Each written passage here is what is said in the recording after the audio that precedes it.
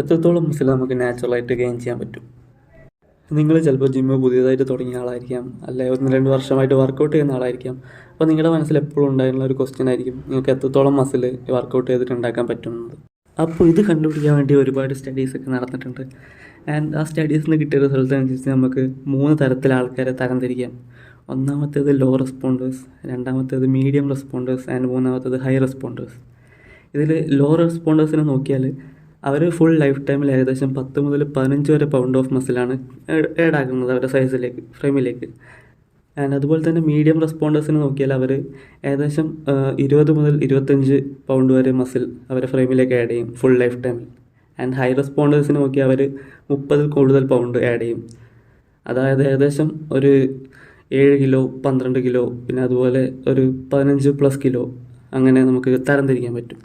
And നമുക്കൊരു average muscle building potential ഉള്ള ഒരാളെ എക്സാമ്പിൾ വെച്ച് നോക്കാം. ലൈക്ക് അങ്ങനെ ഒരു 25 പൗണ്ട് മസിൽ അയാൾക്ക് ഫുൾ നാച്ചുറലായിട്ട് ലൈഫ് ലോങ് വർക്കൗട്ട് ചെയ്താൽ ആഡ് ചെയ്യാൻ പറ്റുമെന്ന് വിചാരിക്കുക. അങ്ങനെയാണ് അയാൾ ഫസ്റ്റ് ഇയറിൽ ഏകദേശം ഒരു 10 പൗണ്ട്സ് അല്ലെങ്കിൽ 10 to 15 പൗണ്ട്സ് മാക്സിമം ആഡ് ചെയ്യും. അയാൾ സെക്കൻഡ് ഇയർ ആകുമ്പോഴത്തേക്ക് അത് കുറഞ്ഞൊരു 5 to 7 പൗണ്ട്സ് ആകും. പിന്നെ തേർഡ് ഇയർ അതൊരു മാക്സിമം 5 പൗണ്ട്സ്. പിന്നെ ഫോർത്ത് ഇയർ അല്ലെങ്കിൽ അതിനുശേഷം 1-2 പൗണ്ട് മാത്രമേ വർഷത്തിൽ ആഡ് ചെയ്യാൻ അയാൾക്ക് പറ്റൂ. പിന്നെ ഈ ഒരു ലിമിറ്റ് സെറ്റാകുന്നത് നമ്മുടെ ജെനറ്റിക്സ് അനുസരിച്ചാണ്. സോ നമുക്കിതിൽ കൂടുതലായിട്ടൊന്നും ചെയ്യാൻ പറ്റില്ല. ആക്ച്വലി നമ്മൾ വളരെ ഒപ്റ്റിമായി ട്രെയിൻ ചെയ്ത് വളരെ ഒപ്റ്റിമായിട്ടുള്ള ഡയറ്റ് എടുത്ത് ഒക്കെ പെർഫെക്റ്റായി ചെയ്താൽ മാത്രമേ നമ്മൾ ഈ ഒരു ലെവലിലേക്ക് തന്നെ എത്തുകയുള്ളൂ.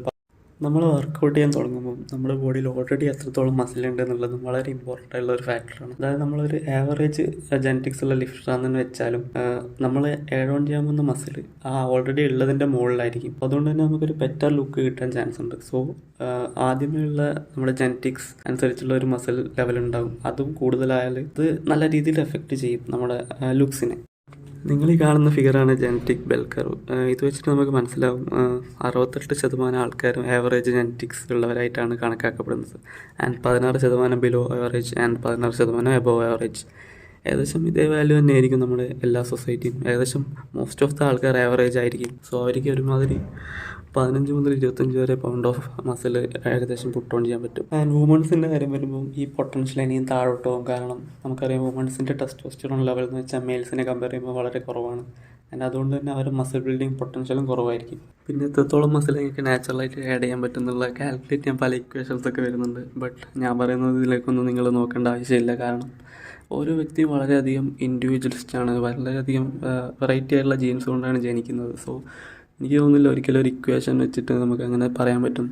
ഇവിടെ പറഞ്ഞ വാല്യൂസ് തന്നെ ഒരു ആവറേജ് വാല്യൂസാണ്. ലൈക്ക് ഒരു മോസ്റ്റ് ഓഫ് ദ പീപ്പിൾ ഈ വീഡിയോ കാണുന്നവർ ആവറേജിൻ്റെ ഇടയ്ക്ക് ഇങ്ങനെ ഫ്ലോട്ട് ചെയ്യും. ലൈക്ക് 15 to 25 ഇതിൻ്റെ ഇടയ്ക്ക് ഏതെങ്കിലും നമ്പർ മസിലായിരിക്കും പുട്ട് ഓൺ ചെയ്യാൻ പോകുന്നത്.